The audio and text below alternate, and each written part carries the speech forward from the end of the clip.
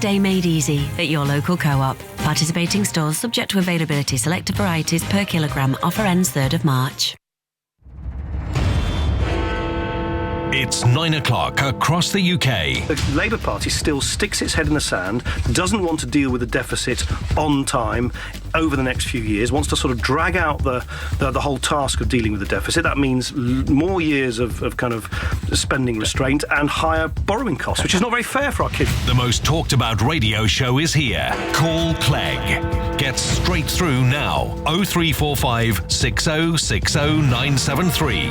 Leading Britain's conversation. This is Call Clegg with Nick Ferrari at breakfast. Only on LBC.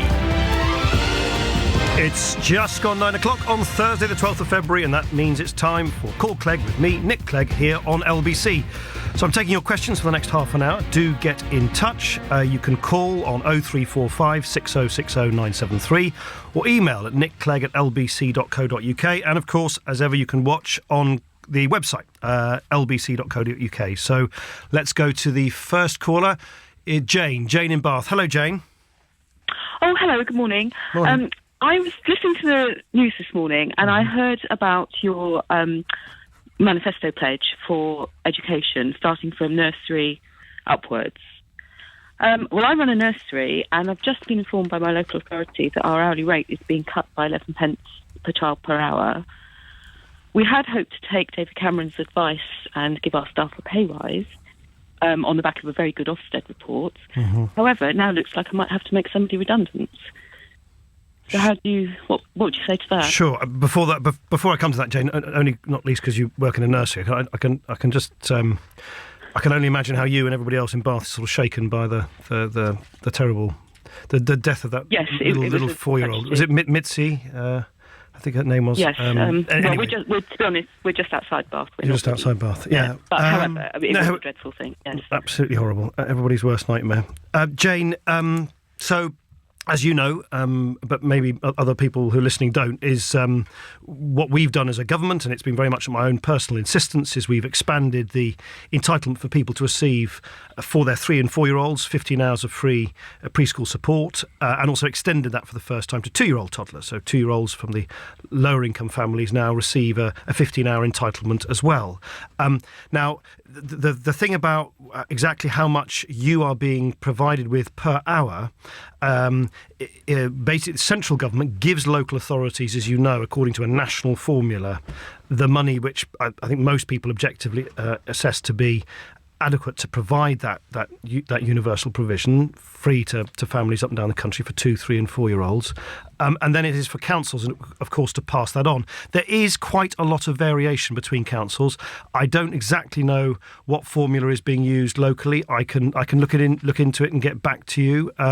My understanding, certainly last time I was in Bath, was that folk locally were very keen to continue with the rollout of these excellent new policies. And the wider point I'm making, Jane, since you raise it today, is that, look, even as we carry on having to make the difficult decisions to balance the books, which whoever's in power, however much Labour might deny this, whoever's in power after May will need to make further savings.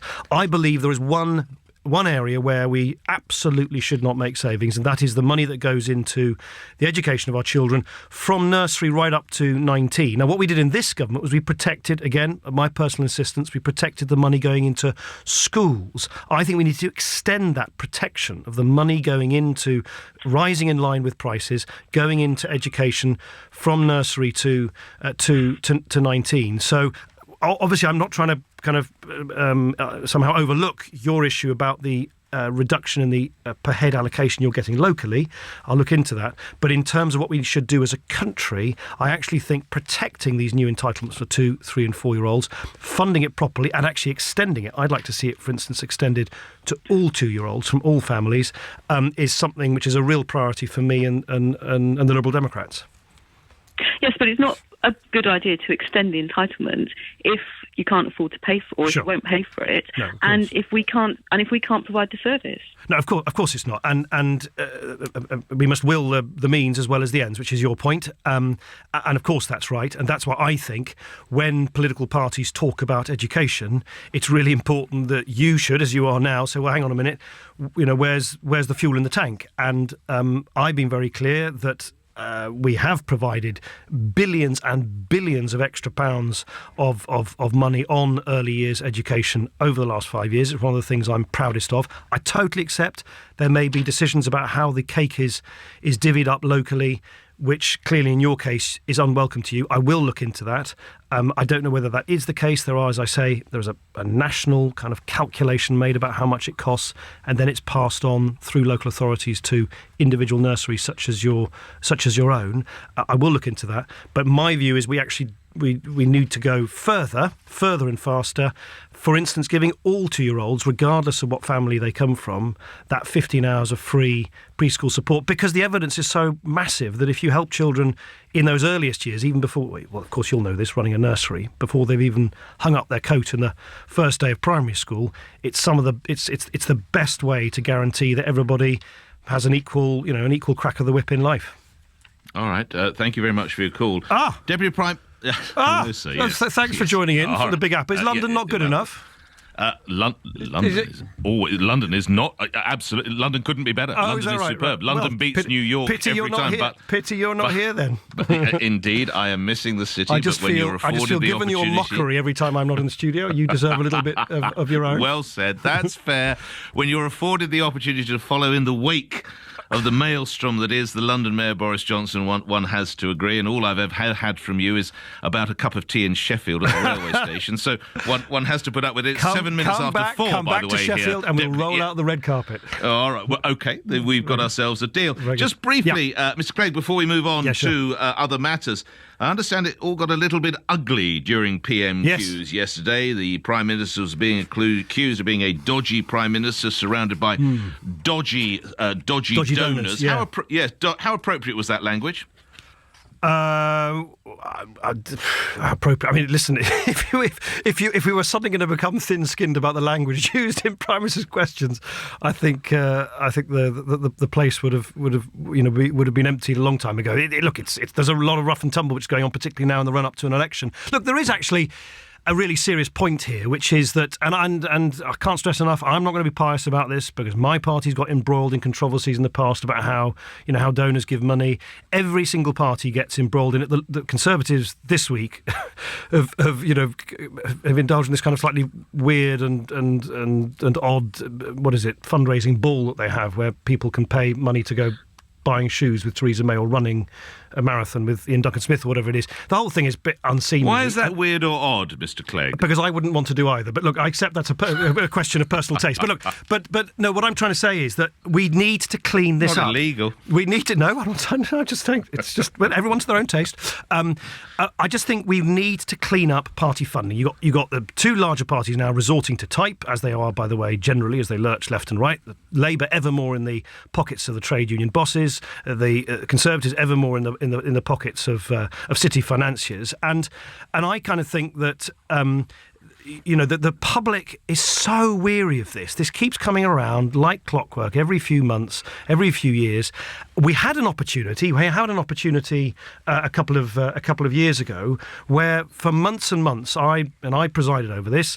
I asked David Laws to lead on this, and I asked Ed Miliband and David Cameron to send their own emissaries to these cross-party talks to try and sort out a cross-party funding deal, and they both pulled the plug. It was cynical, it was wrong, and I would, my challenge to both Ed Miliband and David Cameron is, yes, we can either as a political class carry on like this, and I tell you there's only one result, which is that the public will become ever more cynical and kind of switched off by politics, or, here's the challenge, why don't they both now say that whoever is in power after May the 7th, will within 6 months commit to a final proper cross-party deal to clean up party funding in British politics. I think that would be a real silver lining. And what do you mean by clean up, lastly, Mr. Clegg? What does that mean, sir? Oh, so that you have new limits on how much people donations, greater transparency, a proper kind of level playing field where you don't have this.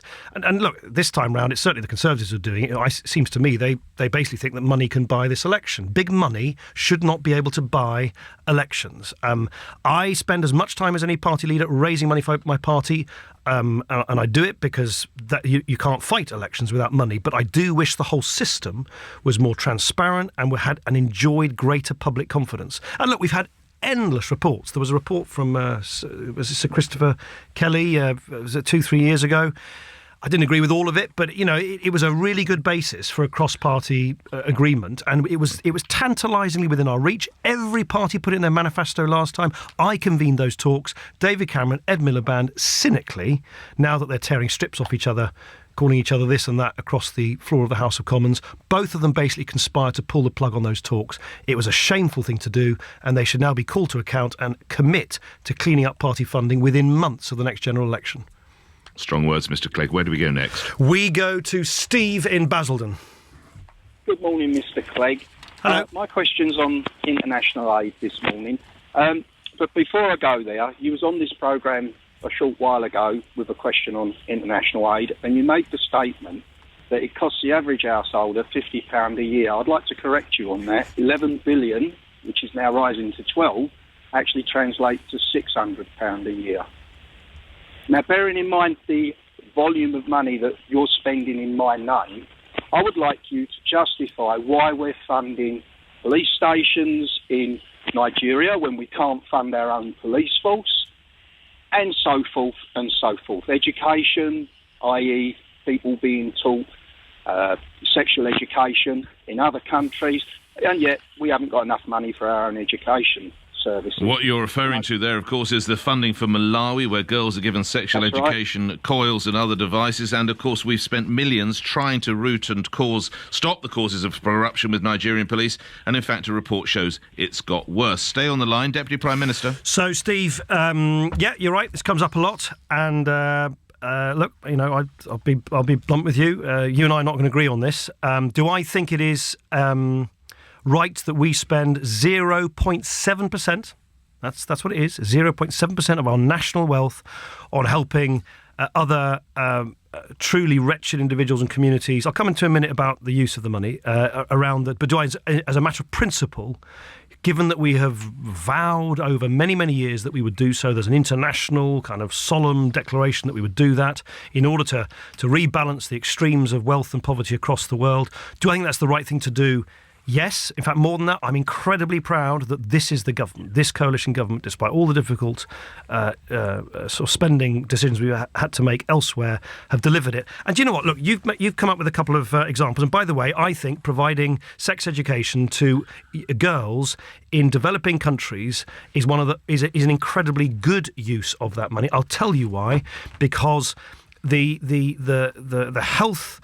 The suffering that comes from a lack of sex education, but also the problems of overpopulation, sexually transmitted diseases, which come from women and girls not being empowered with the knowledge they need to be able to kind of both look after themselves, protect themselves, and be treated with kind of dignity and respect by men in their societies. I think is absolutely. I mean, the role of women is central to making sure that developing countries can stand on their own 2 feet. But I'll give you 2 other examples where we've actually spent considerably more money. I mean, multiple times more money than the examples you've given me. Ebola. The Ebola crisis in West Africa could have engulfed our country. It could have been the worst international pandemic in recent living memory. It was How? Mr. Clegg, how? No, how could it have been? How? By communicating itself. Because Mr. Clegg, we can see that it was transferred because, sadly, in that part of the world, it is a custom that you wash the bodies of the dead. They don't have running water and they have open sewers. We don't have that in the West, Mr. Clegg. Look, listen to the pandemic experts who were warning us several months ago that if we... Well, hang on. Who's a pandemic expert? Well, someone who, unlike you or me, Nick, from your nocturnal lair in the Big Apple, or myself here in the studio in London, knows a little bit more than you or I do about how diseases are communicated, and particularly how they can kind of take off and become a pandemic across continents. Now, they warned us that if we didn't take action to help people in West Africa deal with this disease, it would start engulfing other countries as well. And you remember that the profound public panic here at home as people were worried that this was going to really kind of become a concern on our shores. It was because we'd set aside 0.7% of our wealth for aid budget that we were able to lead the world in constructing hospitals, getting people out there to help, getting nurses and doctors out there to help. And now look, Ebola is finally off the front pages. Public concern is diminishing because we're starting to deal with it. Syria is another very big example. The humanitarian catastrophe in Syria is an absolute outrage. We have been leading the world in providing humanitarian assistance, particularly to women and children who have been innocent victims. And all I'm saying to Steve is, yes, you can no doubt fish out this or that project you don't like, but I would ask Steve to keep his eye on the big picture, that we do big, good things with this money, which not only are the right things to do, they also help protect us. There is a self-interest in all of this. I'm sorry to interrupt, Mr. Clegg. 9:16, you're listening to LBC News breaking at this time. This is coming out of Minsk, and I don't think I'll ever say that again in my career. The Russian President Vladimir Putin has agreed a ceasefire in the Ukraine from February the 15th. It is also reported he's agreed to start withdrawing some of the heavy artillery. I appreciate, Deputy Prime Minister, this was broken within the last 90 seconds. A quick reaction, if you would. My quick reaction is, of course, any agreement, any statement from those leaders, from President Poroshenko and President Putin, that they are going to enter into a ceasefire and withdraw troops is, of course, welcome. All I would say is we have been here before. We have had ceasefire declarations before. We've had promises of withdrawing troops. So it is incredibly important that we keep everyone's feet to the fire. We don't lower our guard, and we make sure that the promises that have been made in Minsk today, and I want to pay tribute to Chancellor Merkel. I've spoken to her on this on occasion myself. She is someone who knows more about Ukraine than any other international leader, and I think she's been absolutely formidable in the way that she's sought to bring the sides to the negotiating table. And without her, I don't think this announcement would have been made, but I'm sure she'd be the first to agree that we need to be very vigilant to make sure that words are now translated into action. Deputy Prime Minister, we go back to Call Clegg. Where are we going? John in Islington. Hello, John. Well, morning. Why is it that we persistently get misled by yourselves and other people about the EU exit? In the past, it was 3 million jobs in jeopardy. Now you've turned on to comparing, if we get out, comparing us to Norway, which is total nonsense. I mean, Norway is not Germany's biggest export client, neither is it France's biggest export client, but the UK is Germany's biggest export client, and also France's biggest export client in Europe. It's a totally different situation. We'd be able to negotiate a very, very good deal, and apart from the fact we have a 55 billion deficit, but I can't understand why people like yourselves completely try and bamboozle us, and obviously we don't have the knowledge. So, John, let me. I'll come to my views in a minute, but I think they're pretty well known. But let me just ask you. So, what do you think? So, we get out, and then what do? We sort of cut some perfectly favourable deal where we have all the rights to unfettered access to the world's largest marketplace, where we can continue to export exactly what we like, but without any of the stuff that we don't like. We can. In other words, do you think we can have our cake and eat it? Do you? Well, I am a finance man, and I've been very pro-Europe, but what we have now is a behemoth of corruption, bureaucracy, and totally incompetence. But basically, that's not the point. I think the UK should realise we are in a very, very strong position to negotiate, particularly with Germany and France, who are the leading economies. They need us more than we need them. Well, I think we would negotiate a very, very good deal. Okay. And also, you also come up with this nonsense about negotiating a Europe-US trade agreement. Well, I would ask you this. Common sense would tell me that the UK, as a traditional trading nation, would be able to negotiate a trade deal with the US much quicker than 20 other nation states with all different concerns and different worries. It's going to take a long, long time for Europe to have all the European countries negotiate a trade deal with all John, their different... forgive me for interrupting. Forgive me for interrupting, John. I mean, I'm not sure there's going to be very interesting radio listening. I just so totally disagree with you on every single count. I mean, it is naivety of the most dangerous variety for you to imagine, for instance, as you just asserted, that a major superpower like the United States, or indeed China or Brazil, or all the major economic powers, India, around the world, are suddenly going to cut a better deal with a country of 60 million people compared to the world's largest marketplace of over 500 million people. I, unlike you, have actually sat opposite chisel-faced Chinese and Russian trade negotiators in a previous life, negotiating good deals for British companies as part of EU trade negotiations. And it was quite clear to me the idea that our country, proud though I am though of it, could somehow have the same clout with those major kind of economic gorillas and superpowers around the world than we do as part of a club of over 500 million, because I think is just totally fanciful, and there's absolute no evidence that's the case. Secondly, just think through what you would wish for.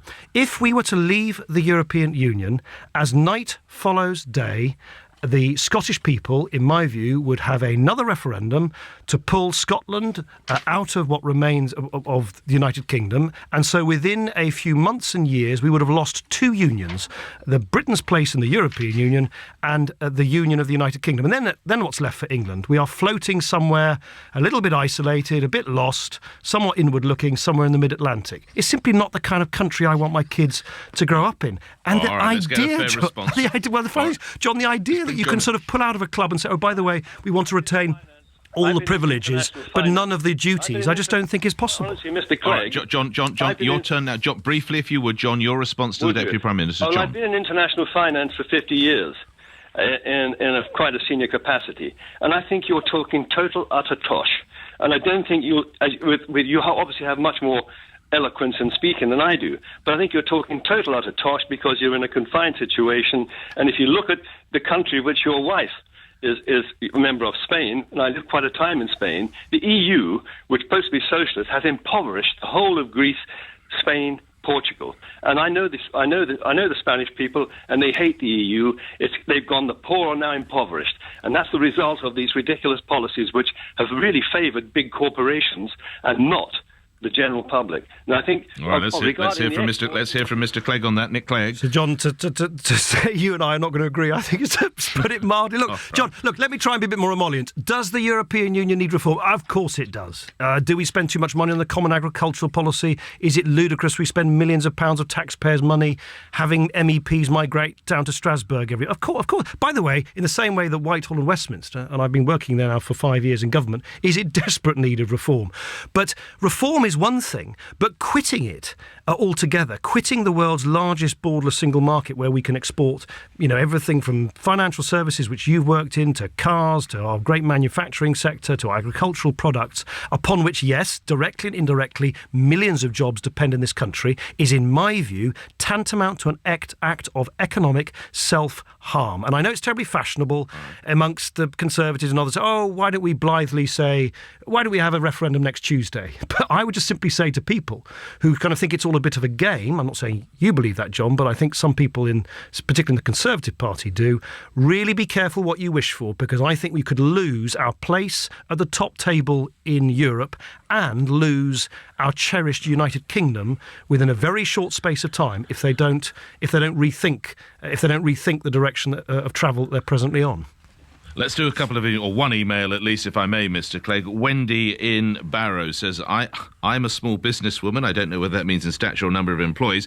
Is the Prime Minister right to say that we need to give everyone a pay rise? Mr. Clegg.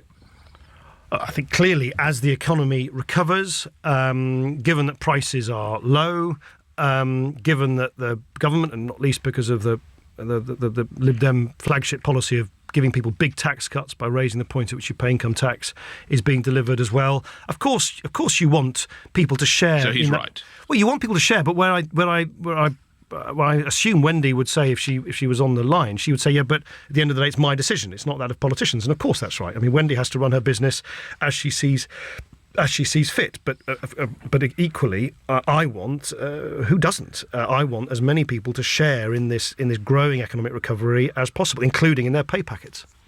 All right, we move to other calls, Mr. Clegg. Where are we going next? Rupert in Twickenham. Hello, Rupert. Good morning, Nick. Morning. And Nick. Hello, sir.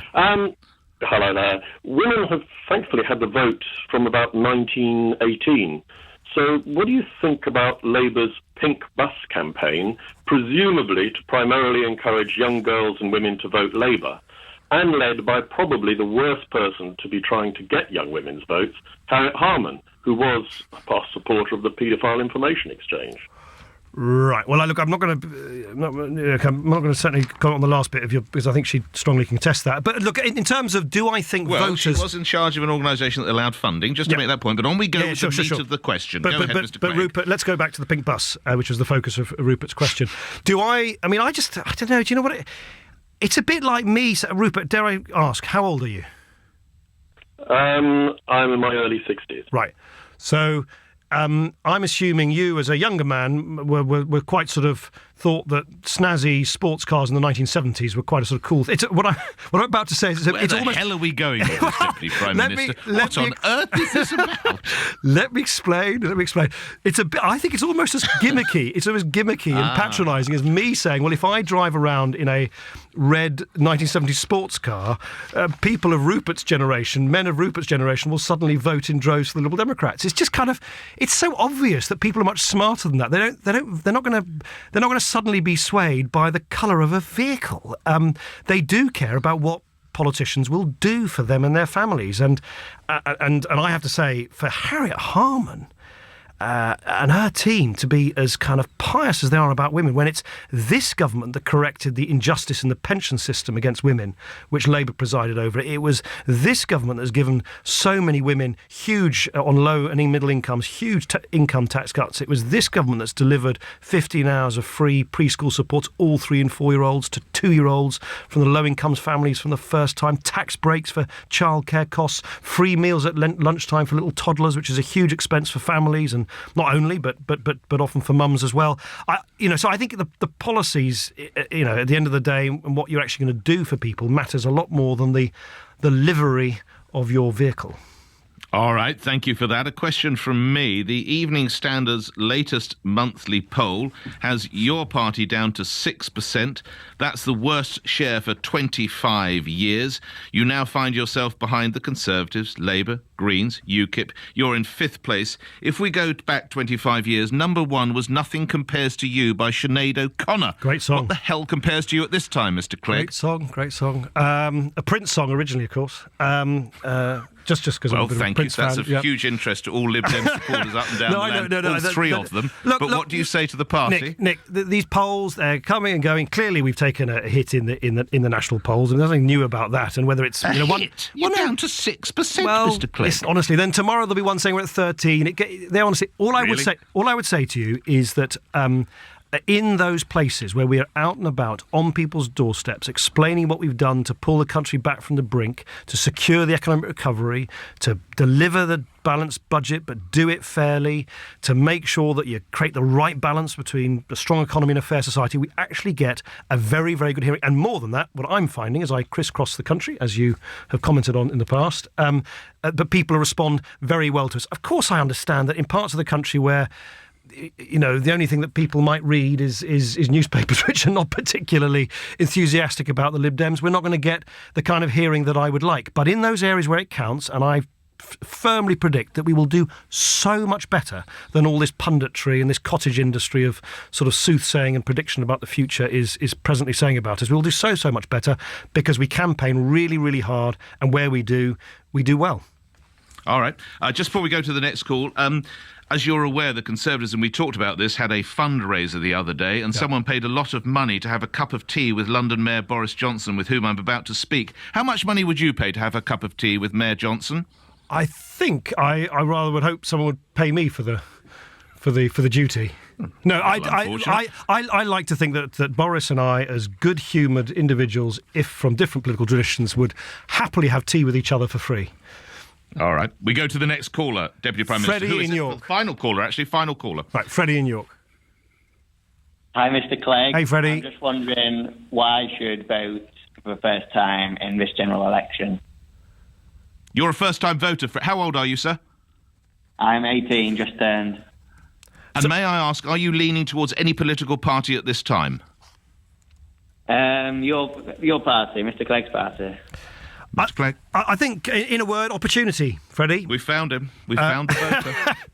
I think, just as much as you'll find LBC listeners in the Big Apple, several thousand. Nice one. Well done. Touché, sir. Well, if you ask for it.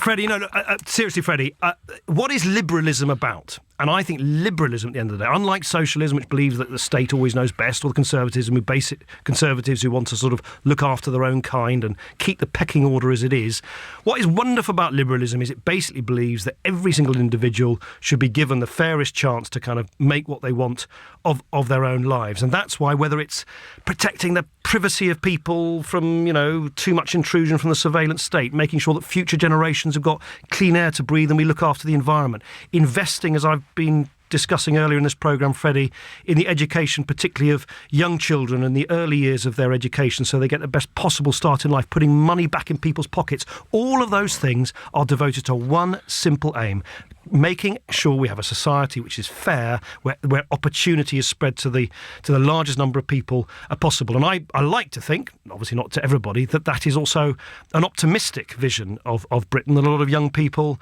are attracted to. Mr. Clegg, thank you for your time. Thank 25 years ago, nothing compares to you. We'll find out if that's true. For Boris Johnson is the other side of the news. Thank you, Mr. Clegg, for Call Clegg. Ask Boris after the news on LBC, which is next. The Deputy Prime Minister has told LBC the announcement of a ceasefire in Ukraine is welcome, but we need to make sure words are translated into action. All I would say is we have been here before. We have had ceasefire declarations